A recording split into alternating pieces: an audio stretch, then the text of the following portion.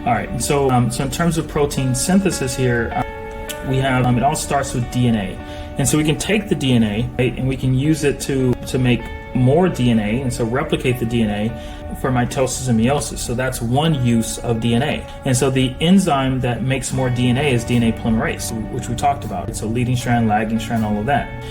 And obviously we use that to undergo cell division, mitosis, and meiosis. The other option, the other thing that we can do with the DNA is we can use the DNA to make proteins. And so if we use the DNA to make proteins, then that's a totally different process. So we take the DNA, which is nucleic acid, and we transcribe the DNA and make messenger RNA. And so this process is called transcription. And so we go from nucleic acid to nucleic acid, English text to English speech, or vice versa.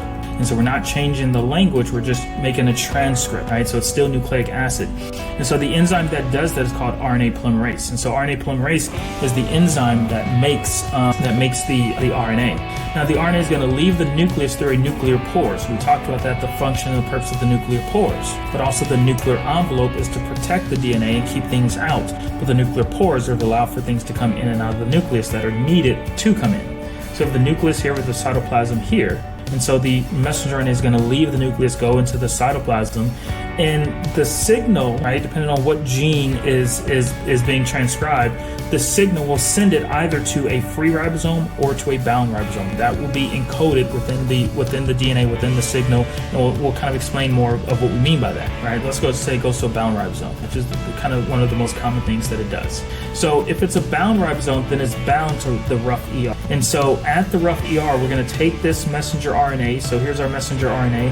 And with that, we're going to read the messenger RNA. These are tRNAs, so transfer RNAs. And these transfer RNAs are going to bind to the messenger RNA, and it's going to read the message from the RNA and basically turn it into an amino acid. And so here are amino acids. So there's a string of amino acids. And so growing polypeptide chain. And so with that gives us the primary linear protein. Now these amino acids, these individual amino acids are held together by peptide bonds, and so that's what we talked about here. And so the peptide bonds are holding these individual amino acids together. Now we went from nucleic acid, which is the messenger RNA, to a protein, which is a totally different chemical structure, and literally one that needs to be coded for. And so it's not just changing the protein or changing the nucleic acid, the nucleotide, it's literally reading the nucleotides and putting in a totally separate chemical molecule. Okay, so we'll talk about that. All right, so with that process is called translation. We're literally translating from English to Spanish, and so a totally different language. And so with that, once we get this primary linear protein, we then send it into the rough ER because it's rough because it's positive for ribosomes, so it has ribosomes attached to it. And so it then undergoes post-translational modification, so PTM, like we talked about before.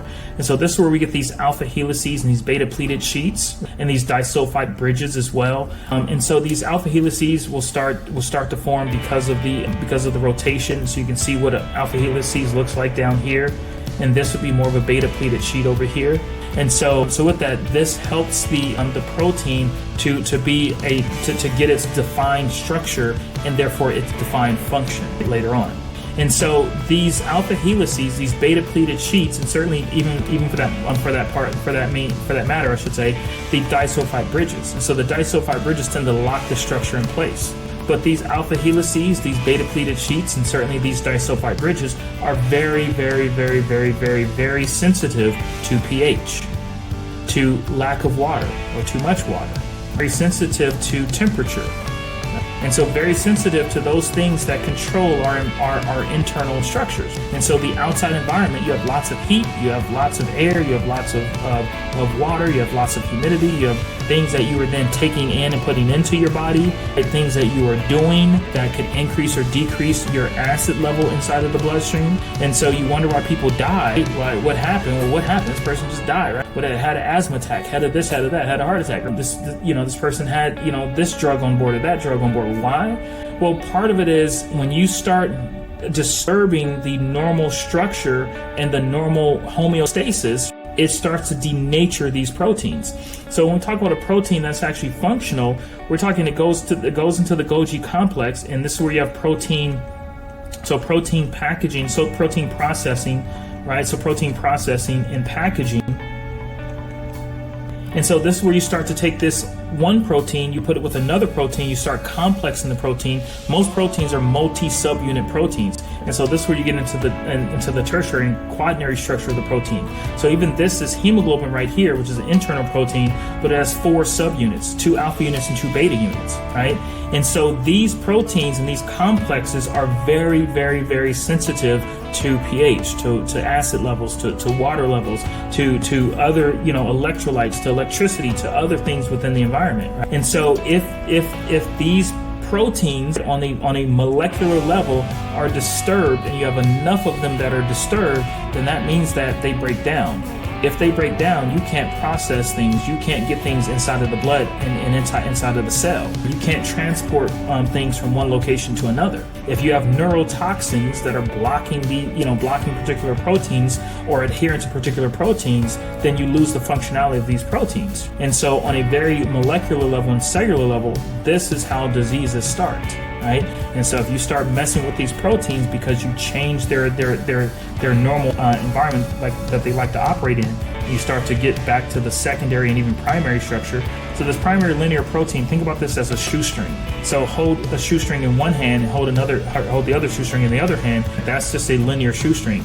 It is not functional. It is not doing anything for you. You can try and floss your teeth with it, but it still won't work, right? So it's not functional. So the shoestring is only functional when you take the shoestring and you weave it through the shoelaces or the holes in your shoe to then put it into the shoe. But obviously it's still not functional. Would you go and run a marathon with a shoestring with shoes that are not tied? No. And so you still have to take that shoestring, you have to tie it up, and then sometimes you got to tie it again, right, to make sure you don't have too many loose ends and things like that, right? So that's what we're talking about, that post-translational modification and protein packaging secretion, right? And so you got to make sure that it's functional, it's doing its job, it's ready, but certainly if you have things that are disturbing that and breaking it apart, then obviously the shoestring is not going to work, right? And so with that, this is how you get these functional globular proteins. Okay, and so these are going to be for proteins that will leave the cell. So for proteins that will leave the cell. And so on the other hand, we can have the messenger RNA that will then go to a free ribosome. If it goes to a free ribosome, this is where it will produce the primary linear protein that will then go into the smooth ER. And so it's smooth because it does not have ribosomes attached to it.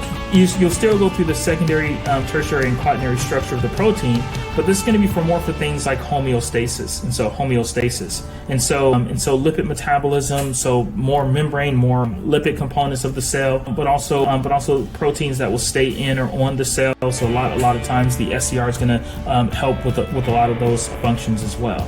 All right, so with that, let's take a look here at this. So this is our DNA, and so our DNA, and I just took this out of the nucleus just so we can blow it up here and make it bigger. But this is our DNA here. Notice that the DNA goes 3' to 5'. Notice that it's A, T, C, and G. There are no U's in here, so it's A, T, C, and G. There are no U's here. And so with that, we're going to make a copy of the DNA. That is our messenger RNA. All right, so our messenger RNA.